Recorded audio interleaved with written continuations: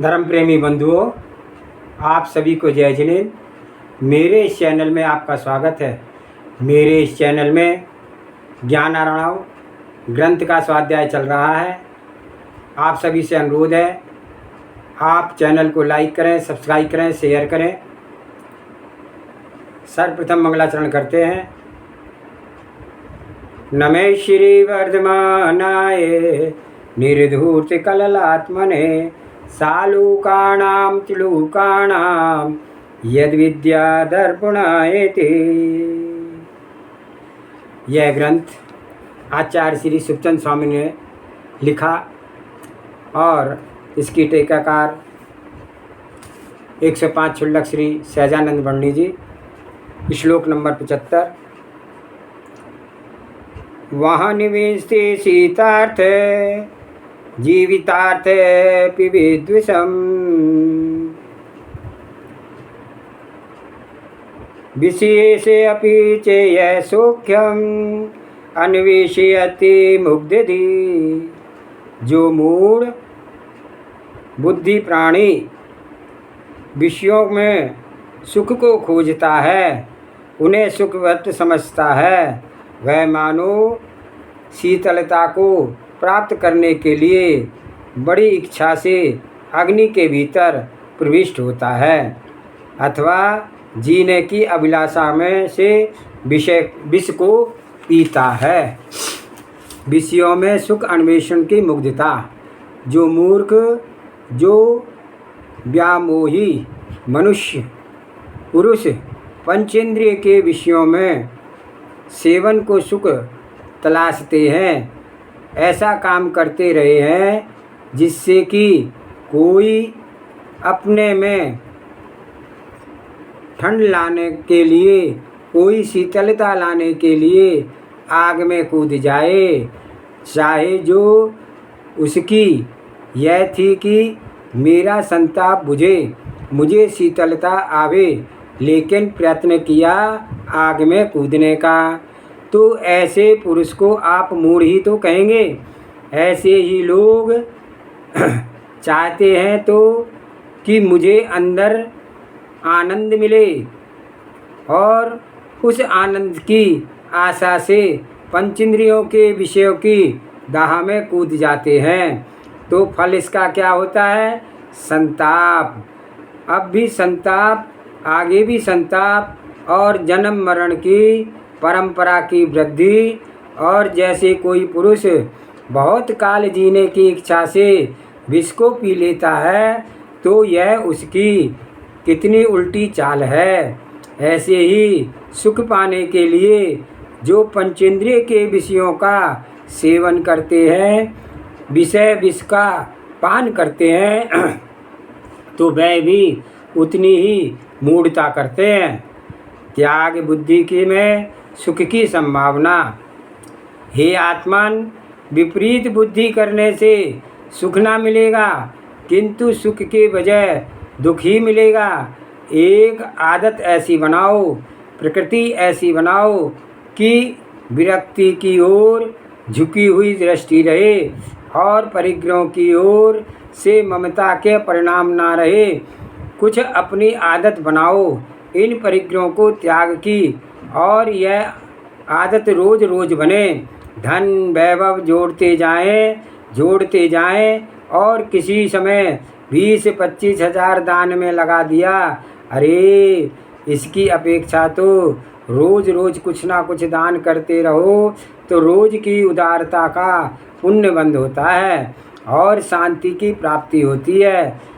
सबकी प्रकृति होनी चाहिए कि कुछ त्याग रूप दीन दुखियों की सेवा में लगे, विद्यार्थियों के विद्याध्ययन में लगे, किसी प्रकार की धर्म की प्रभावना में लगे। ऐसी आदत त्याग में सब में कुछ ना कुछ होनी ही चाहिए। यह इस त्याग की आदत से इस ममता डायन की शिथिलता होने में बड़ी सहायता मिलेगी। बजाय विष सेवन करने के त्याग की ओर दृष्टि बनाने को शांति का मार्ग मिल सकता है। श्लोक नंबर 76। कृते ये त्वया कर्म कृतं स्वाभ्रमादिसाधिकं त्वामेव यान्ति ते पापा वांछिता यथा यथम। जिन बंधुजनों के लिए तूने नरक आदि दुर्गति के कारणभूत कर्म का संचन किया है, वह तुझे ही धोखा दे करके यथायोग अपने अपने समय के अनुसार चले जाने वाले हैं। उनमें सदा रहने वाला कोई भी नहीं है। पापों के फल में खुद के ही भोक्तव्य।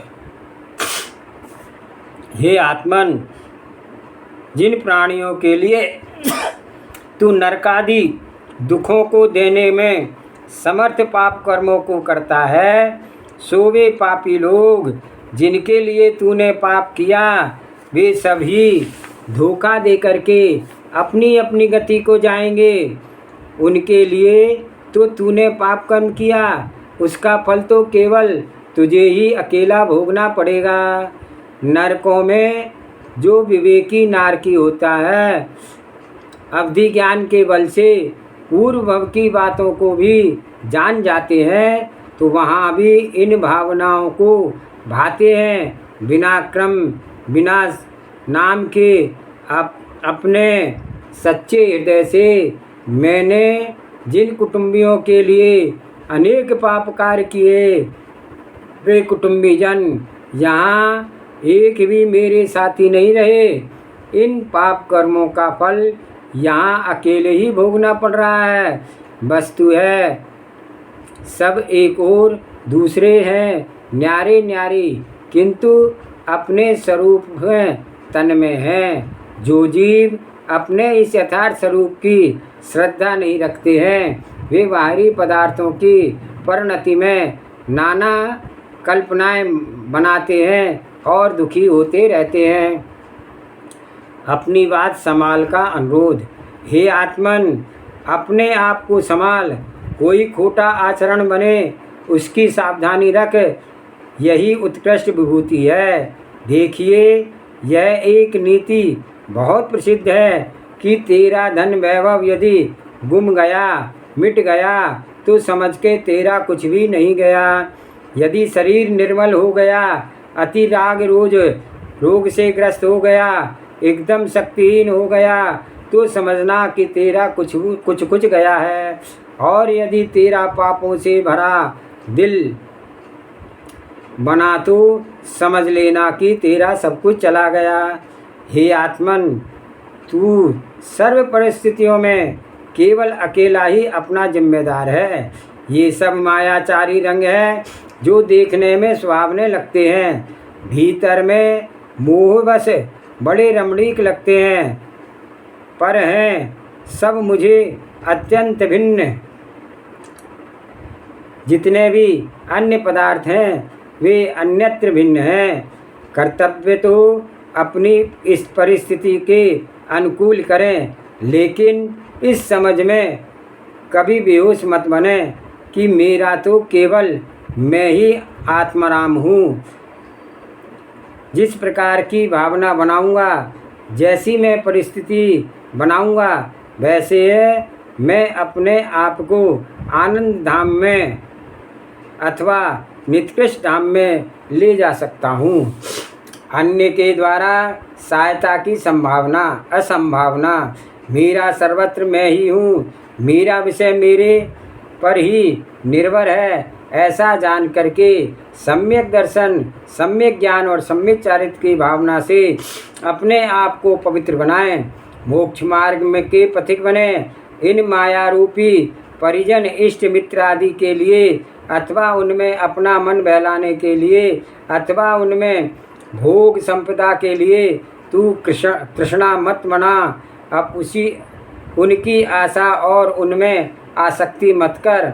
जिनके लिए तू इतने कार्य कर रहा है, वे तुझको धोखा दे करके अपना रास्ता जावेंगे और तुझे उन सब पाप कर्मों का फल अकेले ही भोगना पड़ेगा।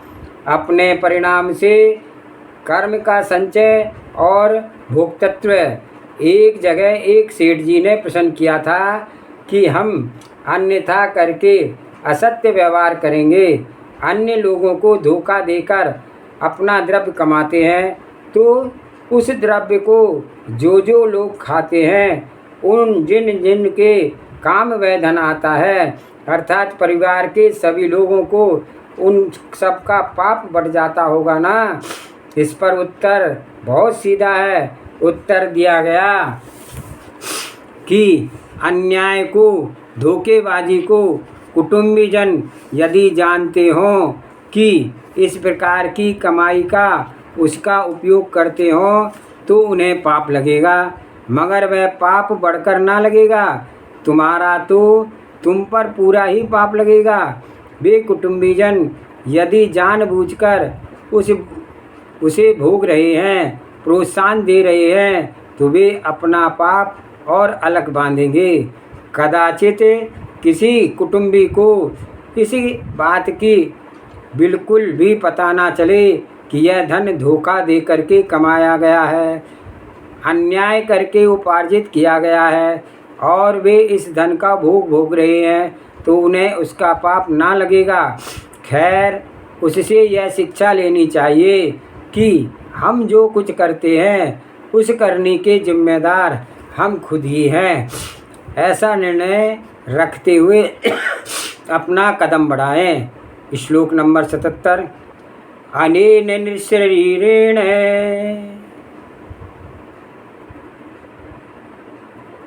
यल्लोकाद्वैतशुद्धिदं विवच्य तदनुष्ठेयं हेय कर्म ततोऽन्यथा।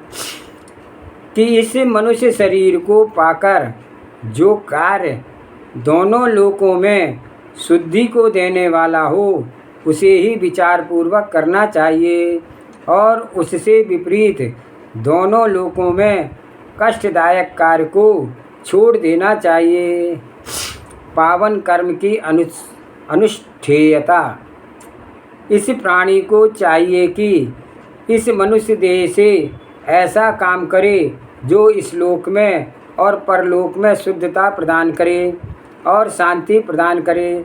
शुद्ध और शांत कार्य के अतिरिक्त अन्य कार्य हो तो हे है। आत्मकल्याण की बात चित्त में समाना और आत्मकल्याण के ढंग से अपने आप को परिवर्तना, यह दृष्टि आ जाए तो आत्मकल्याण सुगम है, अन्यथा बहुत कठिन बात है। विषय कषायों के रंग में चिरकाल से रंगा हुआ पुरुष विषयों की ओर ही झुकता है। इसे विषय और कषायों में ही सुख प्रतीति होता है। आहार में पाशविक्त प्रवृत्ति। अहो, ऐसे दुर्लभ मानव शरीर को पाकर के यह बेचारा कर्म प्रेरित प्राणी क्या करे। इनकी जिंदगी तो पशुओं के समान विषयों में लगी पगी चली जा रही है, और ये मनुष्य पशुओं से भी निम्न श्रेणी की वृत्ति में अपनाए हुए हैं। कोई पशु हिंसा करे अपना पेट भरने के लिए तो 2-4 जीवों को मार लेगा, पर यह नर पशु एक अपनी इच्छा इज्जत बढ़ाने के लिए दुनिया में मायावी जनों से अपने को एक खासा कहलवाने के लिए मात्र हजारों और लाखों मनुष्यों को विध्वंस करा देता है। यह जिंदगी पशुओं से भी निम्न श्रेणी की है ना। पशुजन तो पेट भरने के लिए पर आहार भी नहीं किया करते हैं। कुछ भी संतोष के योग्य उनका उदर भरा हो तो बहुत बढ़िया घास आदि जो उनका भोजन है सामने रखा हो तो उसकी ओर दृष्टि भी नहीं देते हैं। किंतु इस मनुष्य की तृष्णा विलक्षण है। पेट भर भोजन किया है, फिर भी यदि कोई रसीली चीज़, चटपटी चाट की चीज़ सामने आ जावे तो कुछ ना कुछ खा लेने की जगह निकल ही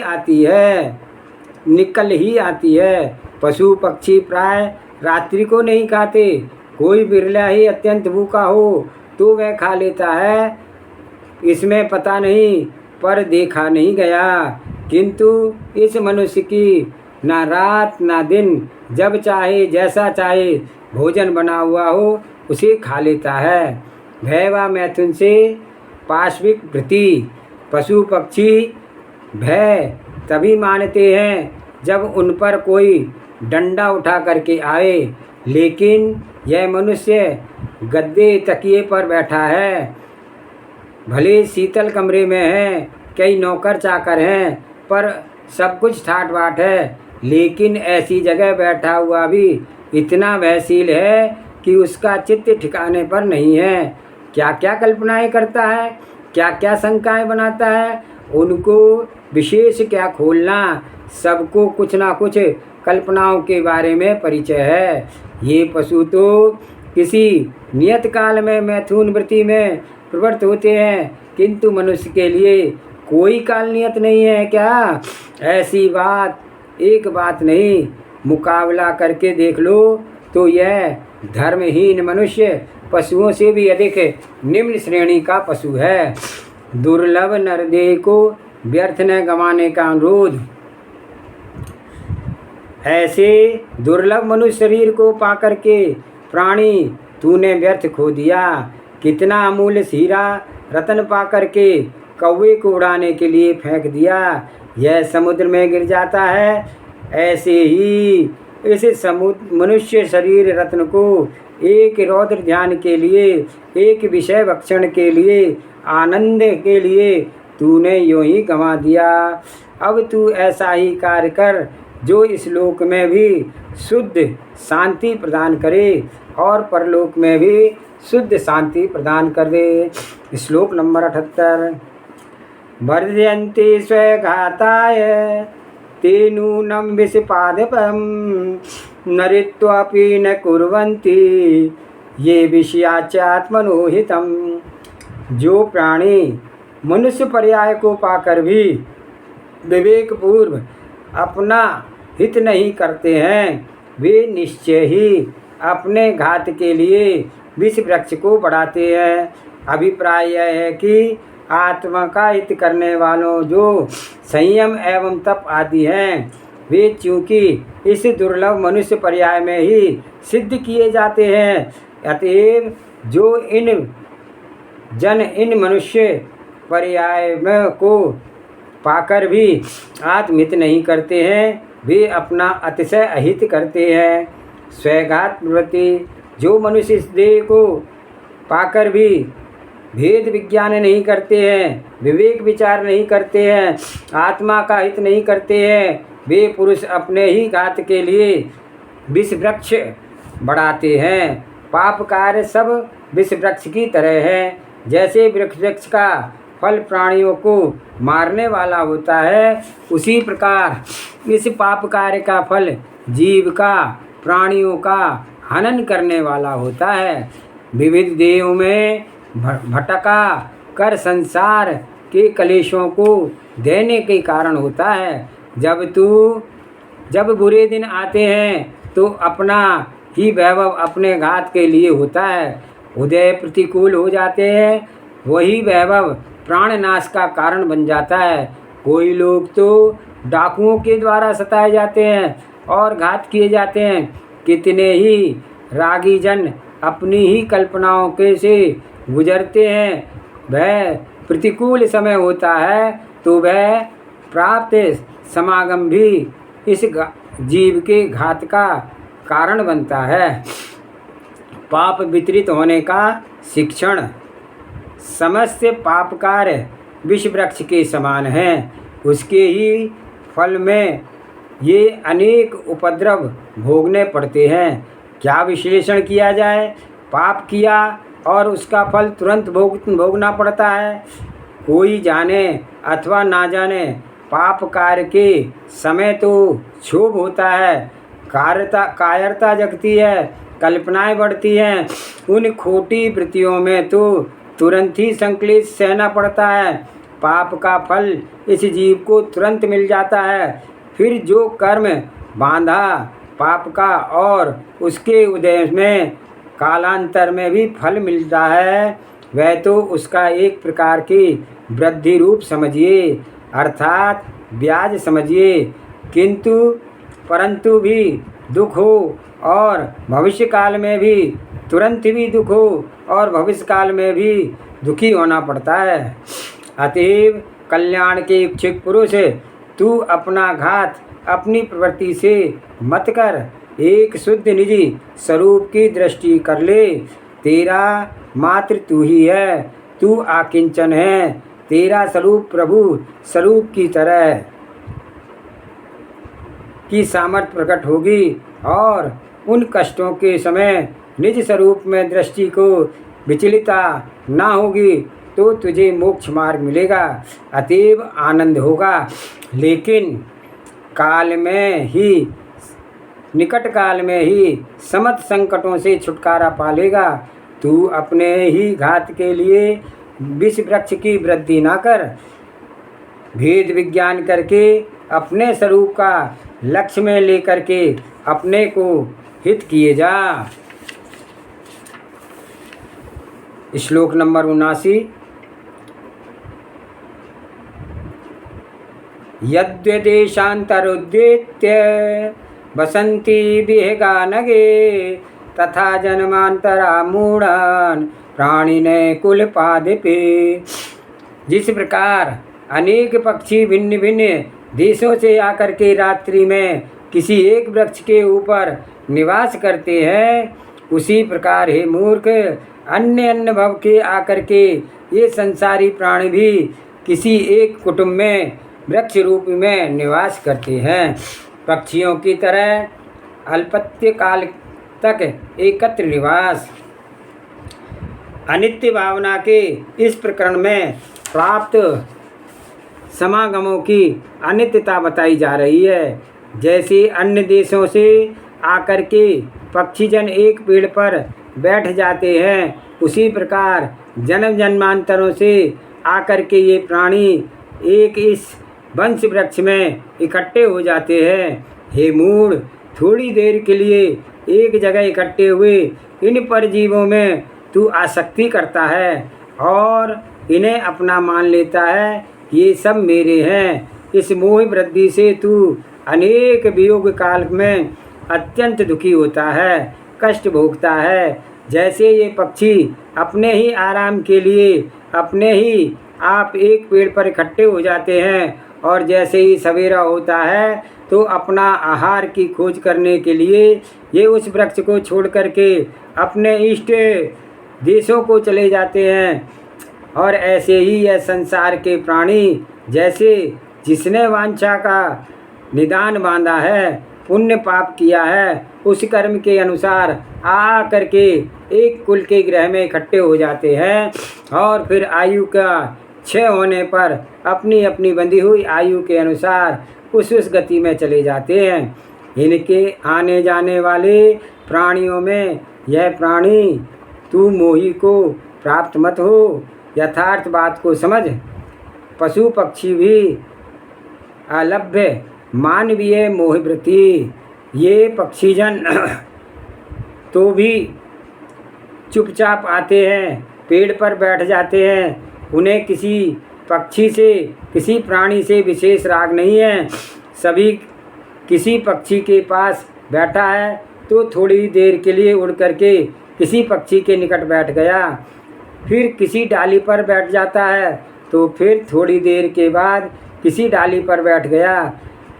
बैर विरोध भी इनके कुछ नहीं है। कभी कोई दूसरा पक्षी उस स्थान पर आए तो थोड़ा विरोध सा जचता है, किंतु वह तो एक प्राकृतिक ढंग है। लेकिन इन मनुष्य जनों के एक जगह होकर के इतना तीव्र राग होता है कि विषयों के समय सारे गांव को ये जगा देते हैं, हल्ला मचा देते हैं। विरोध भी इन्हीं इष्टजनों में, परिजनों में, दो भाइयों में हो जाए तो इतना अधिक विरोध हो जाता है कि जिसकी वजह से अपनी सारी संपदा का भी विनाश कर देता है। ऐसा यह मानव एक जगह बसने वाले पक्षियों से भी भयावह स्थिति में अपने को बनाए जा रहा है। विनश्वर समागमों की प्रतिपात्रता का अभाव।